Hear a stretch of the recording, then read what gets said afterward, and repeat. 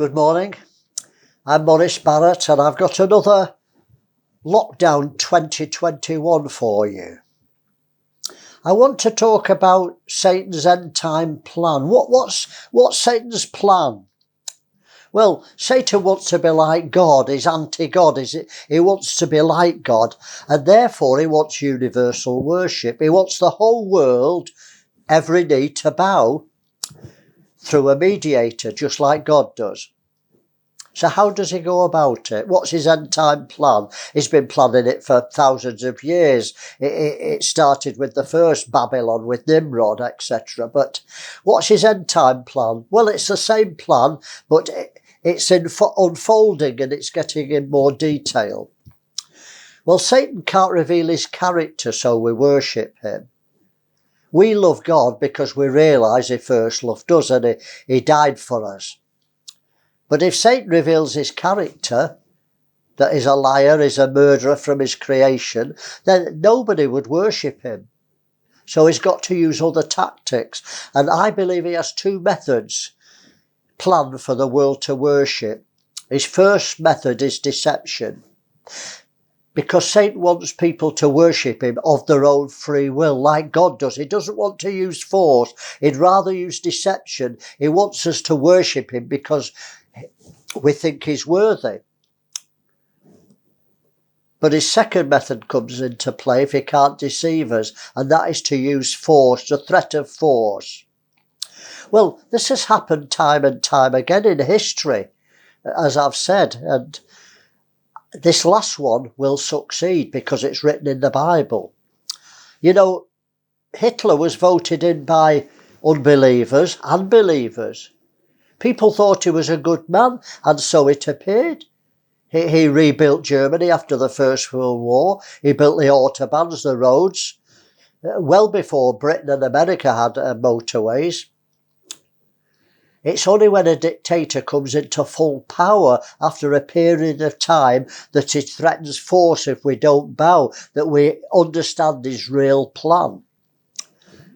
Well, the Catholic Church have adopted this method. This is the whore of Babylon, the counterfeit church. And the counterfeit church will always use deception, use religion to deceive people. But they use force when it doesn't work. The Spanish Inquisition is a good example. Even in Ireland, which was a very Catholic country, not long ago, if you didn't go to Mass on a Sunday, then when you went to the butcher's on the Monday, he wouldn't serve you with meat because your priest had been round to see him. You wouldn't buy or sell unless you adhered to the Catholic Church. You know, history records that Catholicism has killed over 40 million people over the years.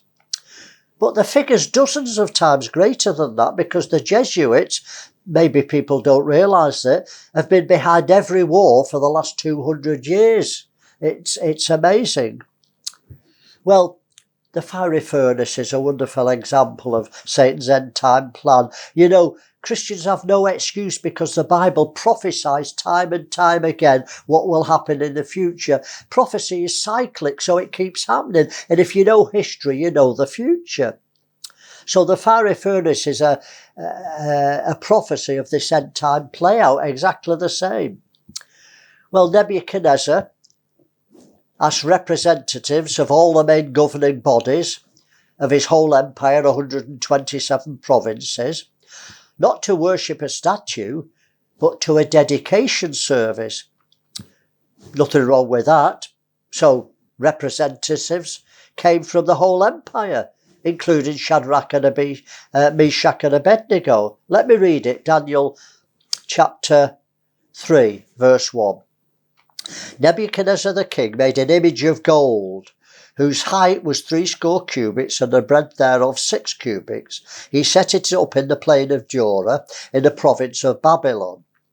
Then Nebuchadnezzar the king sent to gather together princes, that's the aristocracy, governors, the civil servants, captains, that's the military, the judges, that's the legal system, the treasurers, that's the bankers, the councillors, all the think tanks, the sheriffs, that's the police, all rulers of provinces, so that's everyone else of importance to the running of an empire. And what was the first method? Deception. He asked them to come to the dedication of the image which Nebuchadnezzar the king had set up. So they all came, then the princes, the governors, the captains, the judges, the treasurers, the councillors, the sheriffs, and all the rulers of the provinces were gathered together unto the dedication of the statue that Nebuchadnezzar the king had set up. And they stood before the image that Nebuchadnezzar had set up. They were all deceived. They came to a dedication service. But now we get the threat of force, the second method. When they were all there, then cried out the herald aloud, it's commanded, so it's mandatory. O people, nations and languages, that at what time you hear the sound of the cornet, the flute, the harp, the sackbut, the psaltery, the dulcimer, and all kinds of music, you shall fall down and worship the golden image that Nebuchadnezzar has set up. They came to a dedication service. They didn't know they were going to being asked to bow and worship a statue. And here's the threat, and whosoever does not fall down and worship shall the same hour be cast into the midst of a burning fiery furnace. Bow or burn. Did you notice that the trigger was music? That's not by chance, it's letting us know that in the last days music will be the trigger for worship. People equate worship with music. Worship has nothing to do with music. Worship is giving due benevolence, like you say to the judge. You worship, you're recognising that he's powerful and he's above you. Music is nothing to do with worship. It might aid it, it might distract from it, but it's nothing at all to do with worship. Worship is simply acknowledging a greater power. You worship. We worship God because he's almighty, all powerful, he's saved us. We're giving the credit that is due to him. So we should. Music's nothing to do with that. The church have been deceived. Music's neutral. I'm a musician. There's nothing wrong with music. But if we think that we need music to worship, we're already deceived.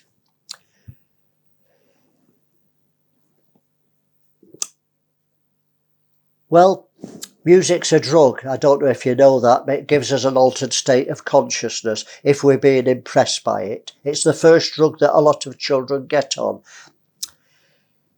Well, this system of Babylon, it's the same system that Nebuchadnezzar was in that's destroyed in the book of Revelation. So it's the same system of Nebuchadnezzar. Nebuchadnezzar is a type of the king, as well as the king of Babylon, is a type of Antichrist, king of Babylon, head of the one world deceptive religion, Catholicism.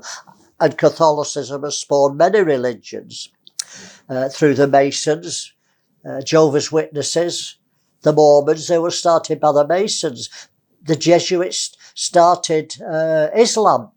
If you know your history, you don't listen to the media, you can find out all these things.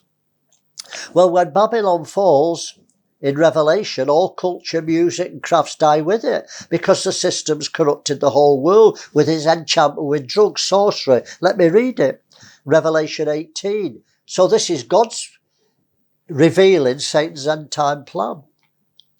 And this angel cried mightily with a strong voice, saying, Babylon the Great is fallen, and become the habitation of devils, and the hold of every foul spirit, and a cage of every unclean and hateful bird. For all nations have drunk of the wine of the wrath of her fornication. And the kings of the earth have committed fornication with her. This is spiritual fornication. They've aligned with her. And the merchants of the earth are waxed rich through the abundance of her delicacies. And I heard another voice from heaven saying, Come out of her, my people, that you're not partakers of her sins. It's time for Christians to come out of religion. Even the Christian religion. That doesn't mean you have to leave your church. I'm talking about the religious spirit. And concentrate on relationship with God. You can't have both. If you've got a relationship with God, you don't need a religion. And if you have a religion, it hinders a true relationship with God, because you use the mediator of religion to access God. There's no mediator. Religion is not a mediator. Christianity is not a mediator between you and God. It's Christ Jesus. Get rid of your religion and go direct to God through Jesus. And that you receive not her plagues, for her sins have reached unto heaven, and God hath remembered her iniquities. And he tells you all about Babylon a few verses later. The merchandise of gold, silver, precious stones, pearls, fine linen, purple, silk, scarlet, orthine wood, all manner of vessels of ivory, all manner of vessels of precious wood, all manner of vessels of ivory, all manner of vessels of precious wood, stone, iron, marble, cinnamon, odours, ointments, frankincense, wine, oil, fine flour, wheat, beasts, sheep, horses, chariots, slaves, and souls of men. This is the false religion that trades in the souls of men. It's got to Christianise the whole world. And the fruits thy soul lusteth have departed from thee. Alas, alas, that great city that were closed in. Listen to the description of this city, Babylon, that was clothed in fine linen and purple and scarlet and decked with gold, silver and precious stones and pearls. That's the very attire of the bride of Christ. Gold, silver, precious stones, linen, the righteousness of the saints, purple and scarlet. The New Jerusalem that comes down from heaven. This is the description. So the whore of Babylon doesn't look as we'd imagine. She looks like the bride of Christ. She's a beautiful woman. It's only the abominations in the cup that she carries, but you can't see what's in the cup except by revelation. To look at the whore of Babylon, she looks wonderful and righteousness. She's got linen and all the colours and the attire, the pearls, as though she's suffered. But she's got her beauty, not through a suffering, by a seduction, by a prostitution. Babylon's the counterfeit of the bride of Christ. And the voice of the harpers and musicians, of pipers and trumpeters shall be heard no more in thee, and no craftsman of whatever craft he be shall be found in thee any more. All the arts and the culture and the crafts fall. For by thy sorceries were all nations deceived, and in her was found the blood of the prophets and of the saints and all of those that were slain on the earth. Well, I believe we're in the days of deception. We're in the first. We've not had the threat yet of worship or burn, but it's going to come very soon. And the media's lied about this pandemic and the vaccine, and it's all to deceive us, to condition us. This is not the mark of the beast, but it's preparing us and conditioning us and preparing us in the end to worship the beast. The vaccines, the vaccine passports and the masks are a prelude to what's coming in the future. And it's all predicted in the Bible. So this is not conspiracy theory. This is conspiracy fact. The Bible's full of conspiracy. You need to find what's fact and what's theory. Well, I believe the whole world will be deceived very soon. They're already being deceived, and I believe most of the church will.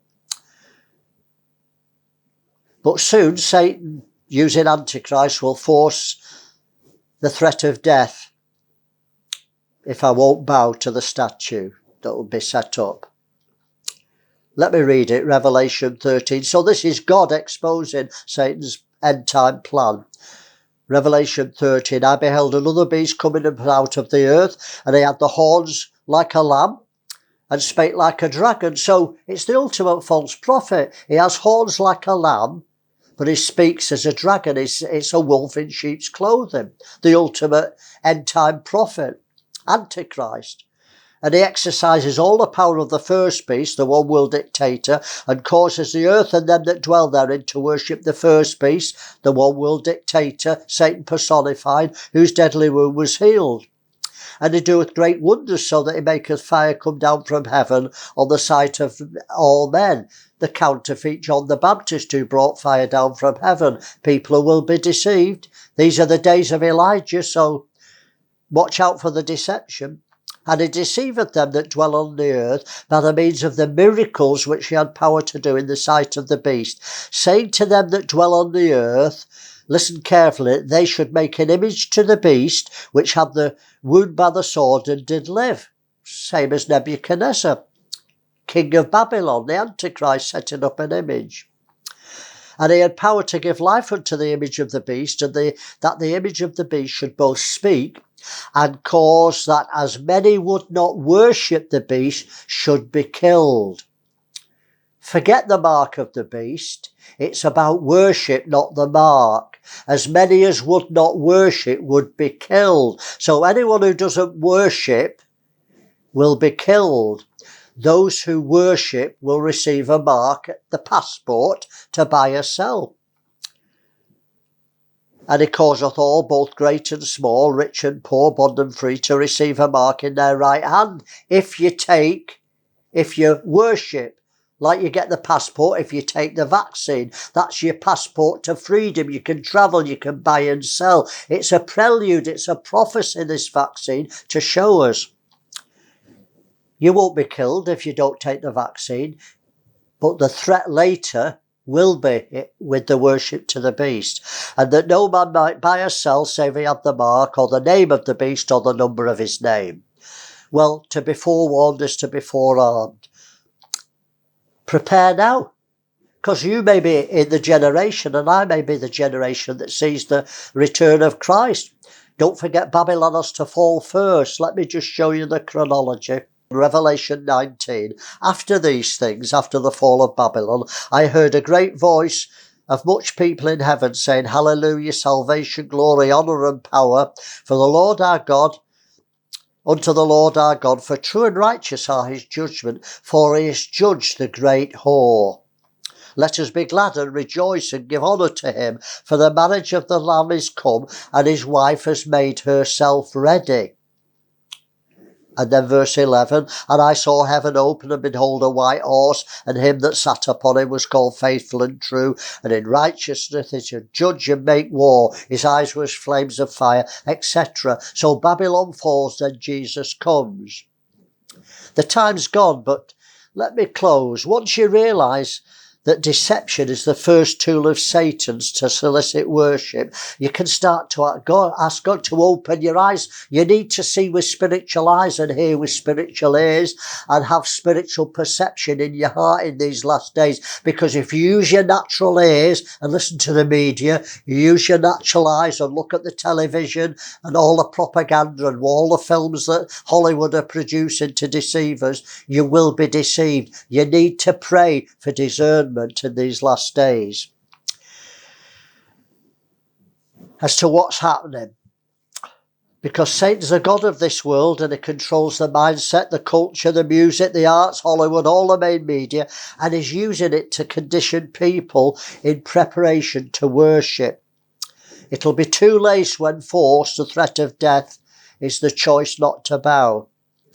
Well, the time's gone. I'm going to continue to do these lockdown 21s and reveal Satan's end time play out. So watch this series on 6,000 Years of Babylon on YouTube. There's 50 studies, and read these books, 6,000 Years of Babylon. There's 5 books. They're available from the website www.barrattministries.org.uk, and the books are available as a paperback or Kindle download from Amazon. I'll see you for the next lockdown. Have a wonderful week and get prepared. God bless you.